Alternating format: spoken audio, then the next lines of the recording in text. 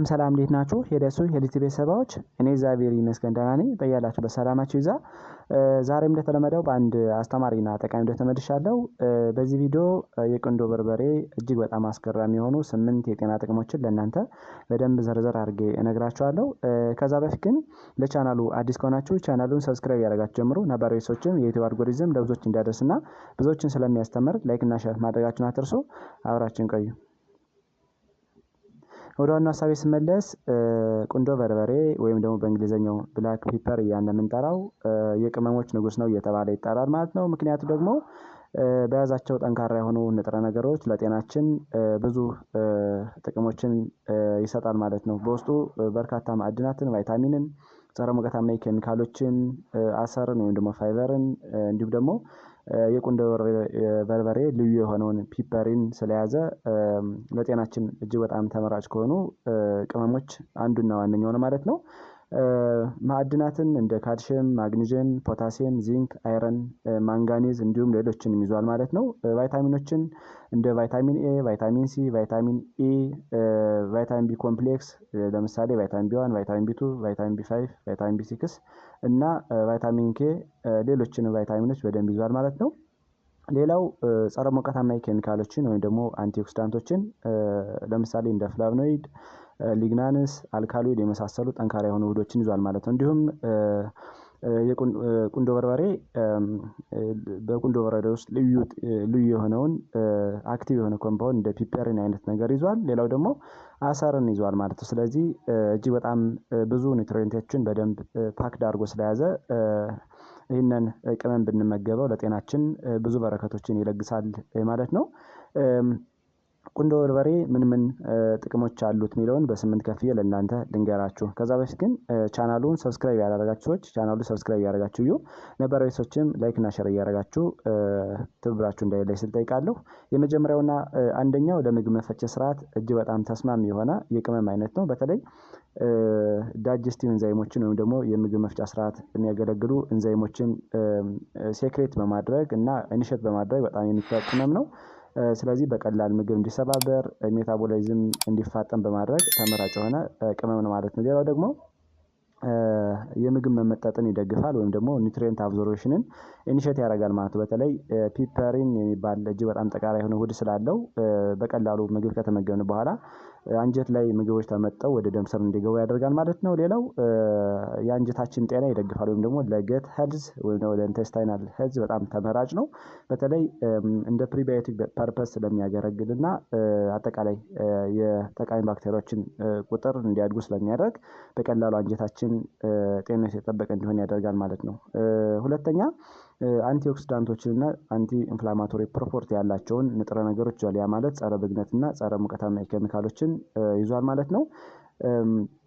በተለይ ፍሪ ራዲካሎች ከሚያደርሱት የሴሎችን ጉዳት በመከላከል ተመራጭ የሆነ የቅመም አይነት ነው። እንደሚታወቀው ጠንካራ የሆኑ ውህዶችን እንደ ፒፐሪን የመሳሰሉ ሃርሙፉል ፍሪ ራዲካሎችን ወይም ደግሞ ያልተረጋጉ ኤሌክትሮኖችን ኒውትራላይዝ የሚያደርግ እጅግ በጣም ጠንካራ የሆነ ውህድ ይዟል ማለት ነው። በዚህ መሰረት አጠቃላይ ሴሎቻችን ላይ ብግነት እና የኦክሲዳይዝ ስትረስ ወይም ደግሞ ኦክሲዴቲቭ ስትረስ እያልን የምንጠራው ችግር እንዳይፈጠር በማድረግ ትልቅ ሚና አለው ማለት ነው። ሌላው ደግሞ በተለይ ለኢንፍላሜሽን እንዳንጠቃ በመከላከል ደረጃ ትልቅ ሚና አለው። በተለይ ፒፐሪን የሚባል ጠንካራ የሆነ ውህድ ስላለው አንቲ ኢንፍላማቶሪ ፕሮፐርቲ ስላለው ኢንፍላማቶሪ ሚዲያተሮች ወይም ደግሞ ኢንፍላማቶሪ ማርከሮችን በመቀነስና ኢንሂቢት በማድረግ በቀላሉ ሴሎቻችን ላይ ብግነት እንዳይፈጠር ያደርጋል ማለት ነው። ሶስተኛ ለካርዲዮቫስኩላር ሄልዝ ወይም ደግሞ ለደም ስሮችና ለልባችን ጤና እጅግ በጣም ተመራጭ ነው ማለት ነው። በተለይ ኮሌስትሮልን በመቀነስ ባድ ኮሌስትሮል እያልን የምንጠራው ወይም ደግሞ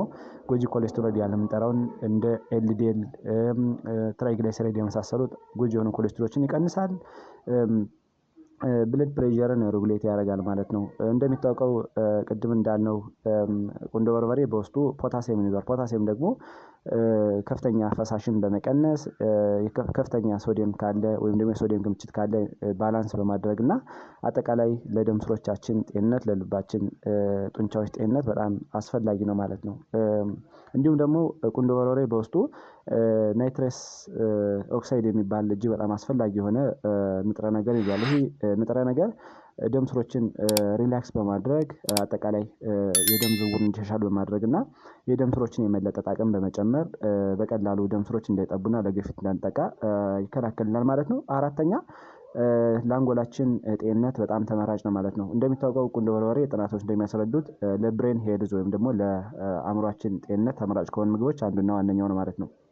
በተለይ ፒፐሪን የሚባል ውህድ ስላለው ሚሞሪን ቦስት ያደርጋል። አጠቃላይ ኮንሰንትሬሽናችን፣ አቴንሽናችን እና ቲንኪንጋችን እንዲዳብር በማድረግ እና አጠቃላይ ኒውሮ ዲጀነሬቲቭ ዲስኦርደር እያልን የምንጠራቸው እነዚህ በሽታዎች በመቀነስ ለምሳሌ እንደ አልዛይመር፣ ፓርኪንሰንስ፣ ሌሎችን ብሬን ፎግ እያልን የምንጠራቸው ችግሮች እንዳይከሰቱ በማድረግ በጣም ተመራጭ ነው ማለት ነው። እነዚህ ችግሮች አሁን የጠቀስናቸው እድሜ እየገፋ ሲሄድ የሚከሰቱ ችግሮች ናቸው።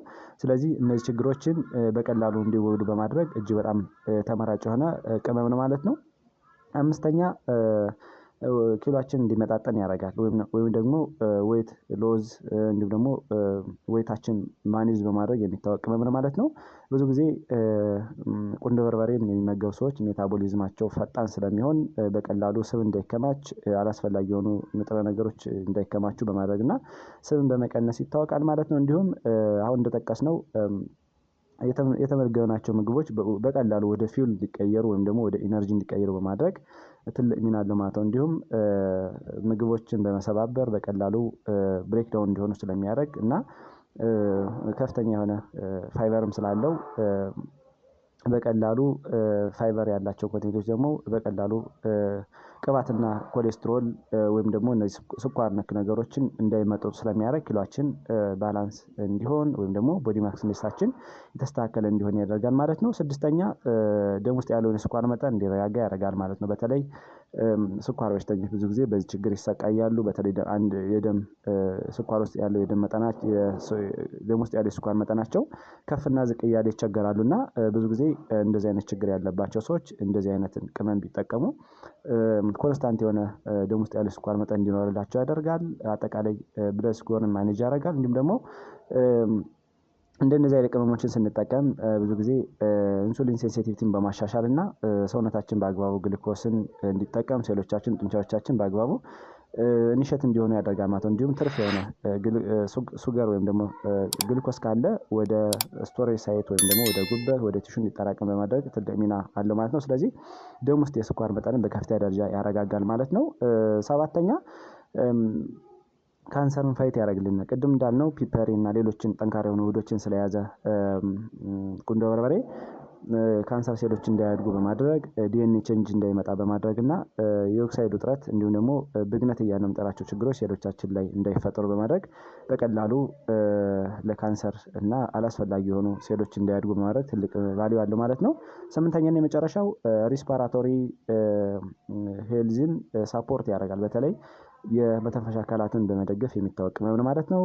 እንደሚታወቀው ንፍጥን ያቃጥናል። ንፍጥ በቀላሉ እንዲወገድ ያደርጋል። እንዲሁም ደግሞ ኮንጀሽን ካለ ከሚከብደን ነገር ምናምን ካለ በቀላሉ ፓተንት የሆነ ኤርዋይ እንዲኖረን በማድረግ እጅግ በጣም አስፈላጊ ነው ማለት ነው። ብዙ ጊዜ እንደዚህ አይነት ቅመም የሚመገቡ ሰዎች እንደሚታወቀው የመተንፈሻ አካላት ቱቦ እንዲሰፋ በቀላሉ ፕለግ ያደረጉ ሙከስ ወይም ደግሞ የምራቅ እጢ በቀላሉ እንዲሁም ደግሞ ንፍጥ እጢዎች በቀላሉ እንዲያስወግዱ ክሊር እንዲያደርጉ ያደርጋል ማለት ነው።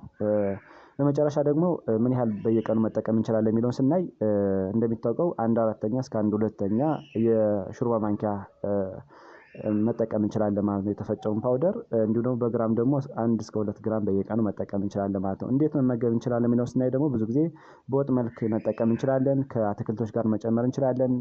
ስጋ ጋር፣ እንቁላል ጋር በሻይ መልክ መጠቀም እንችላለን። ከቡና ጋር በሾርባ መልክ እንዲሁ ደግሞ ከዳቦ ጋር ሚክስ በማድረግ መጠቀም እንችላለን ማለት ነው። ስለዚህ እጅግ በጣም ጠቃሚ የሆነ ንጥረ ነገር ስላለው እና አስፈላጊ የሆነ ቅመም ስለሆነ አዘውትሮ በመመገብ ማካተት ጤናችን ከምንጠብቃቸው ምግቦች አንዱና ዋነኛው ነው ማለት ነው። ዛሬ እንግዲህ በዚህ ቪዲዮ የቁንዶ በርበሬ 8 እጅግ በጣም አስገራሚ የሆኑ ጥቅሞችን ለእናንተ ነገርኳችሁ። እናንተም አሪፍ ግንዛቤ አግኝታችኋል ብዬ አስባለሁ። ለሌሎች እንዲደርስ በጎነት ለራሱን በሚለው ላይክ እና ሼር አድርጉት። እንዲሁም ቀጣይ መለቃቸው ቪዲዮዎች ለእናንተ እንዲደርሳችሁ የደወል ምልክቱን መጫን አትርሱ። አመሰግናለሁ። ባይ ባይ።